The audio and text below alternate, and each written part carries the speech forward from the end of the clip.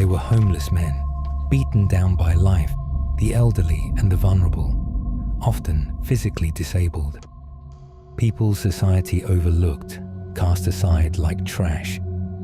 Greenwood chose them deliberately.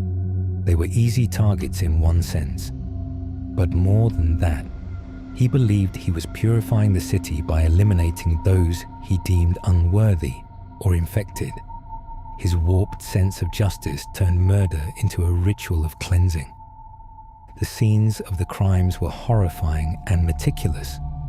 Some victims had been washed after death, as if to remove impurities before the ritual was complete. Others bore strange marks on their hands or foreheads, symbols drawn in blood or carved into the skin. Police initially speculated these signs might be the work of a cult, perhaps a secret society performing sacrifices in the shadows of the city. Rumors spread quickly, fueled by sensationalist headlines in the local papers. The media dubbed the unknown killer the Skid Row Slasher, a name that would stick in headlines and spread fear through the homeless community. The atmosphere in Skid Row shifted. Men who once walked alone began to huddle together in groups, watching their backs constantly. Paranoia seeped through the community like a poison. The killer was no longer just a rumor or a ghost story. He was a terrifying reality. People whispered about a figure who moved silently in the night, someone who could vanish into the crowd before anyone noticed he was there.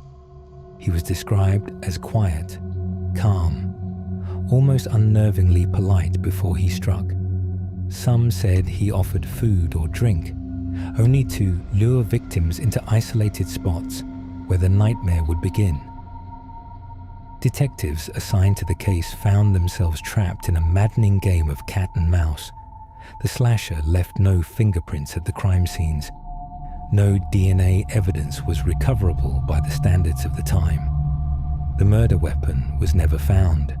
No witnesses came forward, and no forensic clues surfaced. It was as if the killer disappeared into thin air after each attack, leaving behind only the gruesome tableau of death and blood. The terror dragged on until a cold January night in 1975 when everything changed. The Skid Row Slasher was no longer just a shadowy figure haunting the streets. He was a force the city couldn't ignore.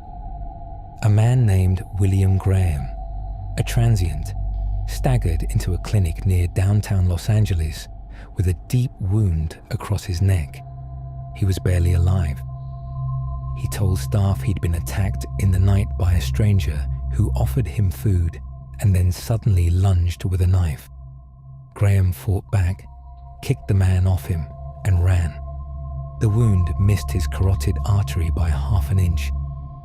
Graham gave a description of his attacker: tall, gaunt, hollow eyes, and said the man kept muttering strange things. Phrases like "cleanse the body" and "purify the street." Detectives searched the area where the attack happened and found something crucial: a letter dropped during the struggle. It was addressed to someone named Vaughn.